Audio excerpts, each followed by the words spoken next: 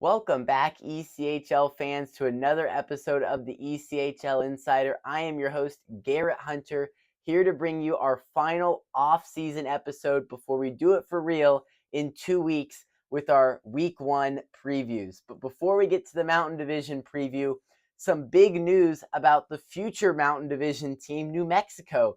They announced their name and logo this week, so let's not wait any longer. They will be the New Mexico Goat Heads, the logo featuring the head of a goat, but the name has an interesting history to it, actually. It's named after a special thorn that they have in New Mexico that is in the shape of a goat's head. Very sharp, something that you would not want to get anywhere near you, really. It looks pretty bad. But stands for like toughness and fierceness. So definitely things you want to have for a hockey team. So I really look forward to seeing New Mexico take the ice almost a year from now next fall. Well, let's get you to the Mountain Division preview. We will preview all 8 teams that will be in the Mountain Division this upcoming season, all 8 of them, starting just in the order of how they finished the regular season last year, starting with number 8, Allen, and going all the way through to number 1, Kansas City. So let's jump right in with number 8, Allen. Obviously, when you finish last, disappointment, but they weren't only last in the Mountain Division, they were last in the entire ECHL, winning only 19 games. A very, very disappointing season for them. I mean, you look at the end of the season, the building's empty, the team's getting blown out on what feels like a night-to-night basis. It was pretty depressing for them at the end of the season, but I think nothing but hope shines bright in Allen this offseason. Think about all the way from the beginning of the offseason. You get head coach Steve Martinson back. He won you a Kelly Cup a few seasons ago when you entered the ECHL. And then look what Steve Martinson did to this roster. He completely transforms it. Amazing, amazing selections that he goes out and makes. Think about the guys coming to Allen this year. You've got Colton Hargrove returning.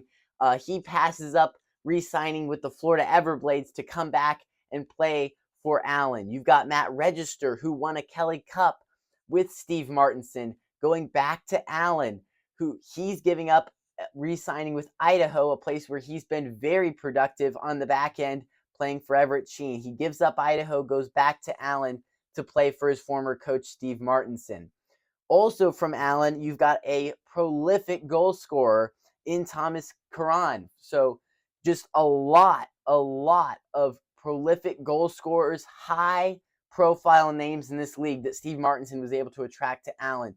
Think about guys like Troy Murray, a big time defenseman for the South Carolina Stingrays last year. He's going to Allen. So big names from big teams leaving to go back to Allen or go to Allen for the first time this season. Really excited to see what they'll do. And I think Steve Martinson is all on board for this rebuild. He wants to make this as quick as a rebuild as possible in Allen. And a lot of optimism there. Also got to note that the All-Star game is in Allen, Texas this year. So that's also a fun event, and also some fun, something fun for the fans and the players and the coaches to put on their schedules as well. Next at number 7, the Utah Grizzlies, and it's just heartbreaking for these guys because there's not a lot of optimism going into the season because of the heartbreaking news that they were dealt a few weeks ago, which is the Utah Grizzlies franchise is moving after this season to Trenton, New Jersey. And they will be an 8th team in the North Division. So the Utah Grizzlies now only have one final season as a franchise in Utah. Just so disappointing for the fans, the players, the coaches, the whole organization, the city, the state. Just so disappointing, right? You think about the NHL's Utah Mammoth come in to the state, and you look like, oh man, long term we could get an affiliate with them, and they're right down the street from us, literally in Salt Lake City.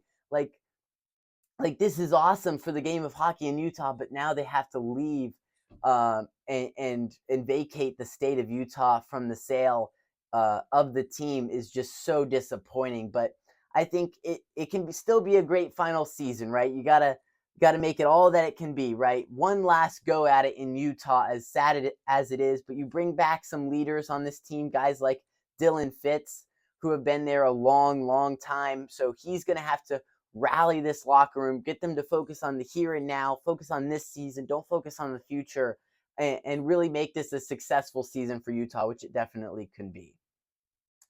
Up next at number 6 is the Rapid City Rush, who failed to qualify again for the playoffs last season. But it wasn't without going down. They didn't go down without a fight, right? Think about this team, back deep in the standings all year, really up against it. And then what did they do in February? 12 straight wins. And they were just one overtime game away at the last day of February from going undefeated in the month of February, something that seems almost impossible for hockey teams when you're getting into crunch time in a season and you go and rip off 12 straight wins. It was just dynamic to see Rapid City do that, but it ultimately was not able to continue in March and April, and they unfortunately fell short of a playoff berth. But this Rapid City team, they also bring back some big names on this roster, guys like Kalela, Parker Bowman, Ryan Wagner, who led the team in scoring last year. Big names on this Rapid City team come back. You get the new head coach, a new breath of fresh air, I think, into this locker room should be great, with head coach Scott Burt taking the job in Greensboro. So this should be really good to see. Rapid City, I think that you got leaders on this team. You got new faces, obviously, a lot of young guys as well. So Rapid City is going to look to turn the tide and make the playoffs this season. Well, at number 5, definitely a disappointing season to their standards. The Idaho Steelheads, they missed the playoffs in the final week of the regular season, and it came down to that final week. If you were with us back in the spring, I went through the long playoff implications and all the scenarios of who could make it and who was, and all the seeding and everything. And this Mountain Division was so competitive. And Idaho, because of the push that they made down the stretch, they gave themselves a chance in the final week. But ultimately, losing out to the Kansas City Mavericks sealed their fate, missing out on the playoffs last season. But this Idaho group, they've been there, they've done that, right? Head coach Everett Sheen just 2 seasons ago led this team to the best season that any ECHL team has ever had, in a Brabham Cup win and a trip all the way to the Kelly Cup finals. So Everett Sheen knows what it takes to get there. And I think we look at his offseason moves, they were extremely aggressive, and he addressed several issues on this roster to get them to a better outcome this season. Think about guys like Nolan Mayer, a great veteran goaltender, proven in this league. He gets from the Maine Mariners. Guys like Matt Anderson, defenseman from Toledo, he acquires. Guys like Sam Jardine, a proven player in this ECHL that has won 2 Kelly Cups. So guys like Jardine, Anderson, and Mayer, big additions on this roster. Excited to see what the Steelheads do this season. And this head coach, Everett Sheen, he knows what it takes, right? We just said that. He knows what it takes to get here. I think he's made the necessary roster adjustments to get this team where they want to go this season. Well, coming in at number 4 was the Tulsa Oilers, and they could have gone all the way up to number 2 in the final week of the regular season. They were in such a tight battle with Tahoe and Wichita and Idaho. It was very close, but they ended up finishing number 4 and played a really competitive first round, despite losing 4-2 to Kansas City. You go back and look at this series, and it was very close. Think about last season. They get swept to Kansas City in the first round. Big disappointment. But this year, you go into Kansas City and you win game 1.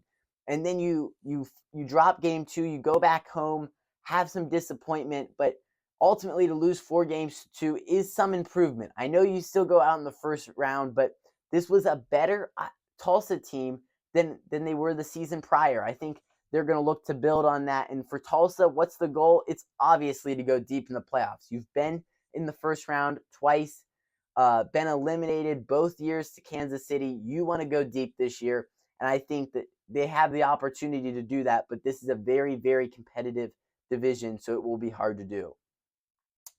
At number 3 now is the Tahoe Night Monsters, coming off their inaugural season. That was just fantastic, right? First season, you don't know what to expect, and they just showed out, right? First round, they sweep the Wichita Thunder, get to the second round, where they ultimately lost to the Kansas City Mavericks. But for a first-year franchise, that is a mission is complete. For your first season, right? The mission in your first season is not go win a Kelly Cup, right? It's establish a fan base, establish a roster, get the right coaches in place, get the whole system working, right? It's just starting out, and they did that last year. Alex Lowe, just a great coach for them. Sloan Stanek, Rookie of the Year. The building was rocking last year, especially in the playoffs. I mean, this Tahoe team should be really excited with who they've got coming back and really the outlook on this entire franchise after a very successful rookie season. At number 2 was the Wichita Thunder. Again, not very many points separating Wichita, Tahoe, Tulsa, and Idaho last year, but Wichita got the second seed, right? When you get the second seed, you don't expect to get swept in the first round, and that's exactly what happened to Wichita. 4-0 loss to the Tahoe Night Monsters, including 2 blowout losses in Game 1 and Game 2 on home ice. I mean, the fans ended that season scratching their heads going, what just happened? I mean, only 2 home playoff games, blowout losses to Tahoe, who's a new team. What happened, right? After how good they played in the regular season, nothing went their way in the postseason. So Wichita, they got to shake that off. They got to get ready to go again this year. And look at the roster. Lots of good faces again on this Wichita roster. This Mountain Division is loaded, I'm telling you. But let's look at this Wichita roster quickly. Nolan Neen, Kirby Proctor, who won a Kelly Cup with Trois Rivières, and Ryan Finnegan highlight this roster for Wichita. 3 skilled guys right there, just off the bat, that I was able to name for you. You get guys like Kirby Proctor coming in who just won the Kelly Cup. I mean, who doesn't want that, right? You want that experience. You want those guys who have been there and done that on your roster, and Wichita's got that this year, and they will look to make a deep run in the playoffs. Well, at number 1, now 2 years in a row, the Mountain Division champions were the Kansas City Mavericks under head coach Tad O'Had, who has led them to a very, very successful 2 seasons, going to the Western Conference Finals last year. They won their first round playoff series 4-2 against Tulsa. We talked about that. And then they win 4-0 over Tahoe in just dominant fashion. They looked hot going into the Western Conference Finals, but they were quickly stopped by the Toledo Walleye, who they had beaten the Western Conference Finals a season before. But this season, Toledo got their revenge. They had Kansas City's number. 4-1. They fall in Game 5 in Toledo. And, obviously disappointing coming off a season where you made it to the finals. You want to go right back to the finals, right? But it's not that easy, right?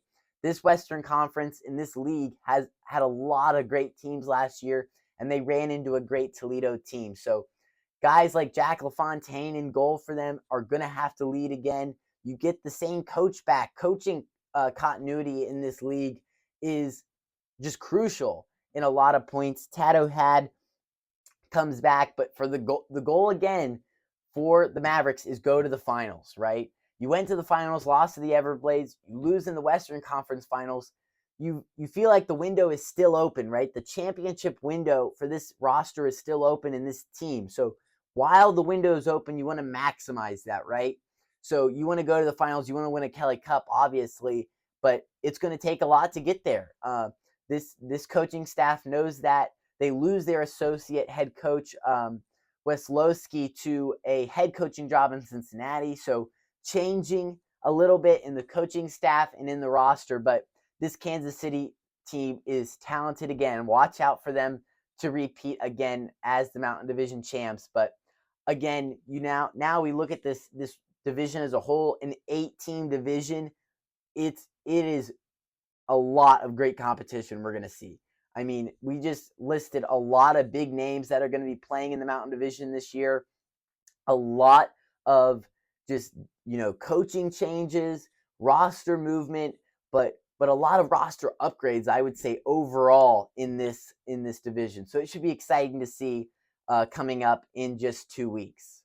Well, speaking of 2 weeks, that's how much time remains between the off season and the regular season. So we will see you in 2 weeks for week 1 of the ECHL regular season. Worth noting, next week, a few teams will participate in preseason games. Not every franchise will have a preseason game, but that's something to look out for next week. We will take next week off before starting our weekly scheduling again for week 1 of the ECHL regular season. So we will hope that you will join us then. But make sure to check out our channel, subscribe below in between that time. But we can't wait to see you in 2 weeks for the 2025-26 ECHL season.